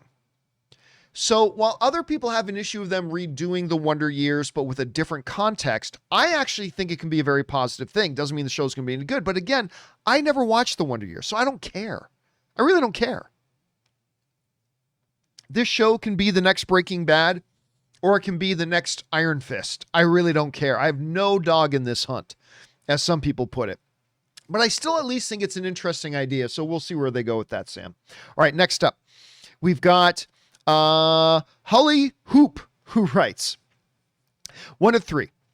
In Loki episode 4, at 7 minutes and 22 seconds, while in Lamentus 1, Sylvie says to Loki, the universe wants to break free, so it manifests chaos, like me being born goddess of mischief. Later, at 21 minutes and 6 seconds, when Mobius is making fun of Loki for liking Sylvie, Mobius says, no wonder you have no clue what caused the Nexus event. Both of you were swooning over each other. It's the apocalypse. 2 variants of the same being forming this sick, twisted romantic relationship that's pure chaos that could break reality. Could that be the answer on how Nexus event was created? Because it was pure chaos. Love your show. Happy to see someone do what they love. Congrats on your ongoing success and bring on the filthy. Well, thank you so much for that, Holly. I appreciate that. Now, that has become a popular opinion. Because obviously, again, when Sylvie and Loki were on Lamentus 1 and the world was about to end, and then all of a sudden, the TVA sees this big Nexus event starting, this big variant spike. They go, well, now we know where they are. They're on Lamentus 1. We got to go there and get them. And so they go and capture them there. The problem is still this. As far as what was causing the Nexus, I mean, was it the love developing between these 2 variants of the same being falling in love with each other? Maybe. But here's the big problem with that. The big problem with that is it breaks the rules that this show already set up. They were in an apocalypse event. If the TVA didn't go and save them, they were going to die. Thus, no Nexus event should have happened. It's the same principle as Loki being in Pompeii saying, hey, everybody, I'm from the future. You're all about to die. Blah, blah. See, all that would cause a massive Nexus event, except for the fact that all those people were going to die. And hence, there can be no ramifications of what he was saying. And that is why Sylvie has been hiding out in apocalypse events. So it doesn't matter. This is something that Loki has to explain in the final 2 episodes, because it doesn't matter how powerful or unusual that event was. The fact of the matter is, without the intervention of the TVA, they were about to die, and therefore them falling in love should be completely inconsequential to the universe, because that whole planet was about to be destroyed. The one thing that one of our viewers wrote in, I think it might have been Marie who wrote this in. It's like, what if though, the variance was the fact that they were about to die on Lamentus 1? Because they're never supposed to die on Lamentus 1. And that in itself was the Nexus event. And the TVA going to capture them or save them from Lamentus 1, that in and of itself is the Nexus event. That could be an explanation. I don't know. We'll have to wait and see. Anyway, Holly, again, thanks for writing that in, and thank you for the kind words, man. I really appreciate it. All right, next up. Where are we at? We're at Andy Hong, who writes, 1 of 2. Hey, John. Remember the Superman and Lois episode where Kal-El had to retrieve John Henry Irons from being kidnapped by another Kryptonian in the Kryptonite weapons lab? Kryptonite gas was used on Superman, and a brooding, vengeful guy was towering over him with a kryptonite spear. If only they had a family member who shared the same name for Superman to beg to save. Of course, then Lois intervened and appealed appealed to said vengeance's guy's humanity and prevented him from killing Superman. Let me tell you about the one thing about that scene that bothered me. Now, I am loving this Superman and Lois show, which I never thought I would, because I had zero interest in this garbage jobber of a Superman that CW created. But they've done a total about face with Superman and Lois, and now I'm really into this show. I'm really liking it. But that scene always bothered me, all right? And the reason that scene bothered me is because, there's all this kryptonite gas. Oh, just hold your breath. Like, the last time I checked, for Superman to be affected by kryptonite, he doesn't have to breathe it in. Now, obviously, that would be much more potent, but just being around kryptonite is supposed to weaken Superman and kill him, if not removed from it fairly quickly. It's supposed to render him useless. If there's all this kryptonite gas in the air, he shouldn't have to breathe it in order for it to affect him. Just the fact that that gas was there in the room at all should have dropped both the Kryptonians to their knees. Superman and the other guy who was fighting. It both should have just dropped them both to their knees. That should have been it. That should have been it. They don't have to breathe in kryptonite for it to affect them. Just being in the same room as it should have affected him. Now, maybe I'm being a little bit of a canon nitpicker there, but that, even though I love this show, that scene, Andy, always bothered me, and it still does. It completely does. I know I need to get over it, but it still bothers me. All right, Suthius writes, The Tomorrow War. Great action, great visuals. A lot of the times, great visuals. Sometimes very questionable visuals. Anyway, Pratt was great. Monsters were great. Story, good enough. Some cheesy lines here and there. Some wonky ADR. Some wonky editing choices. Did not like the monster's point of view at all. Overall, I was entertained. I had fun watching it. Yeah, listen, I was very skeptical about the Tomorrow War. Mostly because of the fact that Amazon inexplicably hid the film for so long and wouldn't let reviews come out early for it. And that usually makes it look like a studio or a distributor is hiding their film. Not to mention the trailers weren't great, but I quite enjoyed it. I did. Would I call it a great movie? No, but I thought it was quite good. They did some things in it I hadn't seen before. They did some things in it I've seen 100 times, but still overall I thought it was quite good. I really like the relationship between Chris Hemsworth, even though it's not a big part of the movie, but the relationship between Chris Hemsworth and his dad being played by J.K. Simmons. Yvonne Strahovski, I love her. I really like her in The Handmaid's Tale, and I thought her in this was great. I thought the relationship between her and the Chris Pratt character was really good. Overall, solid, entertaining sci-fi action flick. I quite liked it. I did. Again, I don't think it's a great movie, but quite good. Quite good. So yeah, and way better than I was expecting it to be for sure, Suthius. Okay, next up. Andy Hong also writes, After watching Fast 9, I'm glad Universal doesn't own DC or Marvel. They would cross it over with Fast and the Furious, and Dom would somehow kick the asses of every superhero and supervillain with a pinky. He would say to the Justice League, I ain't got a league, I got family. Yeah, again, listen, everybody knows the deep, deep fan love I have for Vin Diesel, right? The dude's amazing. I love Vin Diesel. And other than Fast 9, I am a huge fan of the Fast and Furious franchise. That said, my one big criticism, the thing that's always bothered me about this thing that I love, and about this talent that I love in Vin Diesel, is that Dominic Toretto has become such an uninteresting character because he's invincible. He is an invincible character. Like, I'm sorry. Like, just go back to the Fast and Furious where Jason Statham was the big bad guy. Right? There is no way in fuck that Dominic Toretto should be able to take that character in a fight. There's just no way in holy hell that should ever happen. Right? That character should destroy Dominic Toretto in a heartbeat. But then again, it's just filled with all these ridiculous scenarios where Dominic Toretto, look, I've joked about it before, but it's absolutely true. They could do a scene where Dominic Toretto is surrounded by the entire Russian military, and Dominic Toretto will win that fight in a few minutes. F9 is a great example of that. Besides doing physically absolutely impossible things constantly. Like they even finally break it down and have a scene where, and Vin Diesel's producer wants to have this scene where Dominic Toretto jumps into a fight with 30 armed soldiers, 30 armed military trooper guys, single-handedly. And he kills a whole bunch of them. Like kills a whole bunch of them. And then finally, when it starts to look like the 30 guys against one is starting to get the slightest of upper hands against him, he is able, with the might of Hercules and Samson combined, grab this big chain that's hanging there for some reason and single-handedly pull down a complete concrete structure that to fall and take everybody out. And they all die except for him, of course.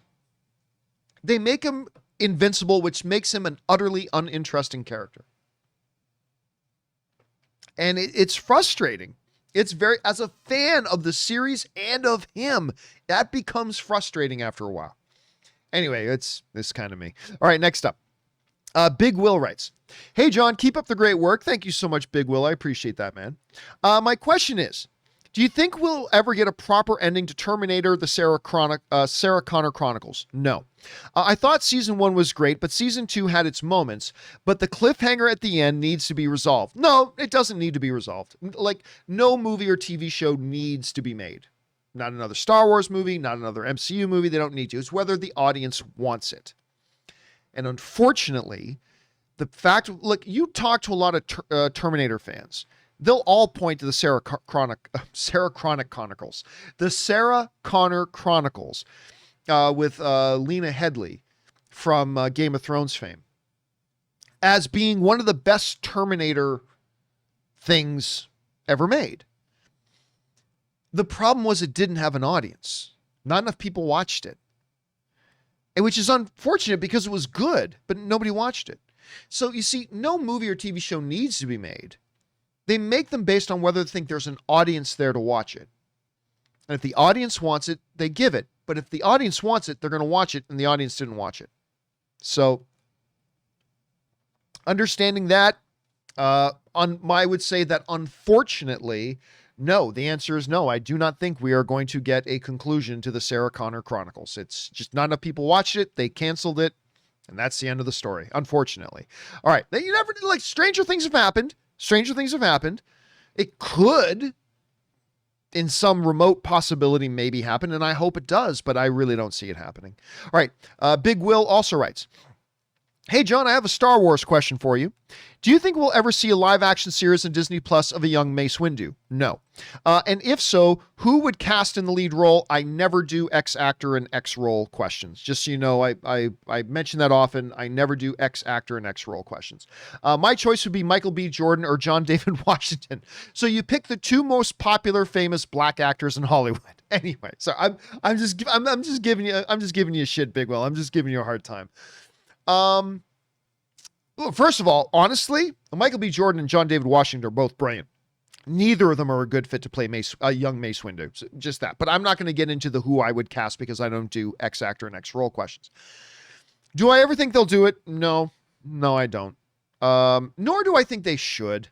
I'm very fatigued of, let's do a young this character movie and let's do a young that character show. I mean, I am tired of prequel material.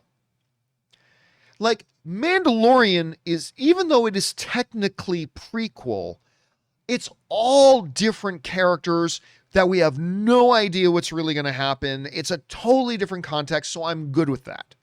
But they already did young Han Solo. And listen, the Solo Star Wars movie was a good movie.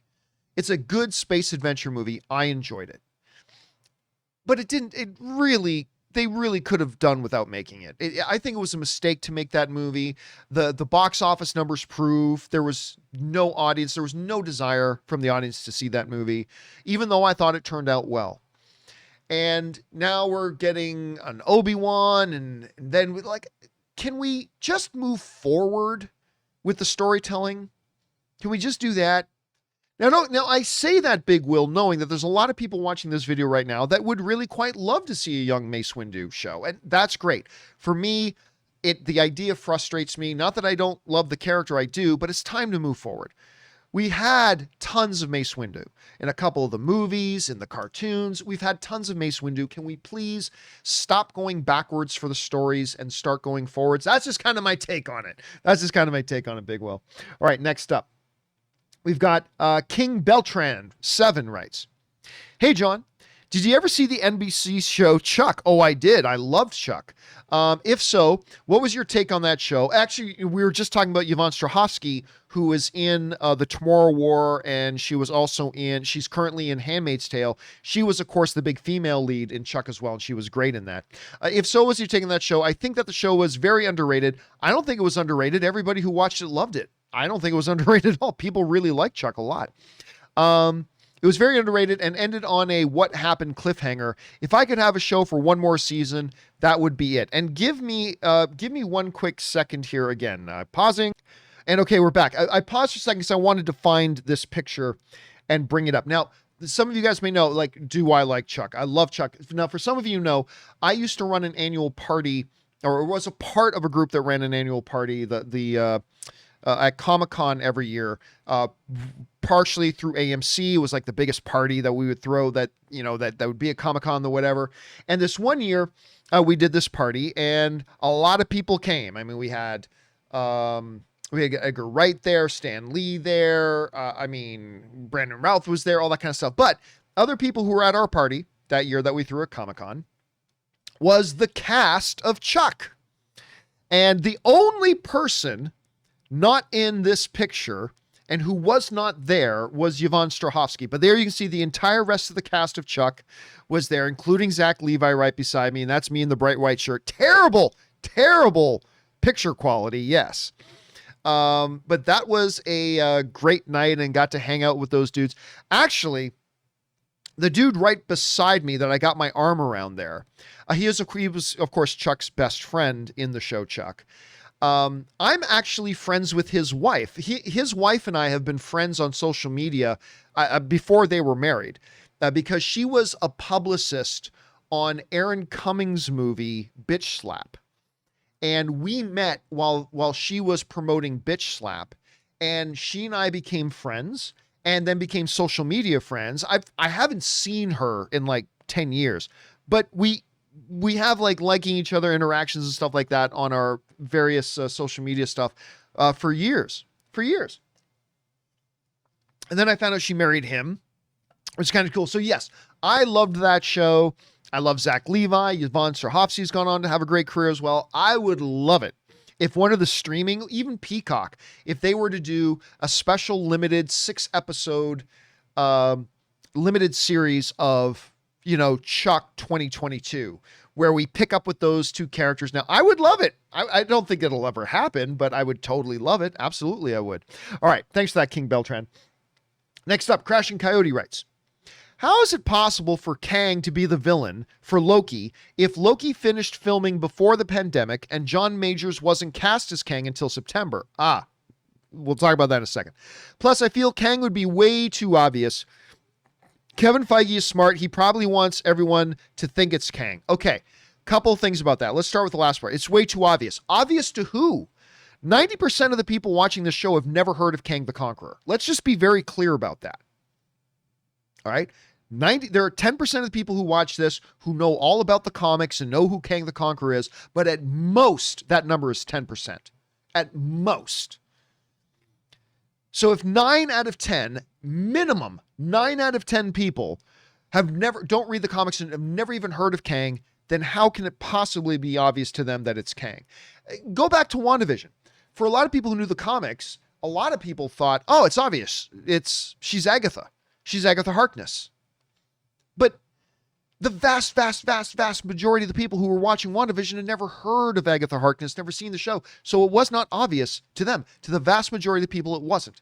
This could be another situation like that. So there's that. As far as the first part of your question, how could it possibly be Kang if this show finished shooting before the pandemic started and Jonathan Majors wasn't cast until September? Remember this. Ben Affleck was cast as Batman 6 months before they ever announced that he was cast as Batman. You got to remember, by the time you and I hear about particularly big lead roles, by the time you and I hear about a casting and the casting becomes announced, it had actually been done and signed many, many, many months, maybe even a year or more before we ever heard about it.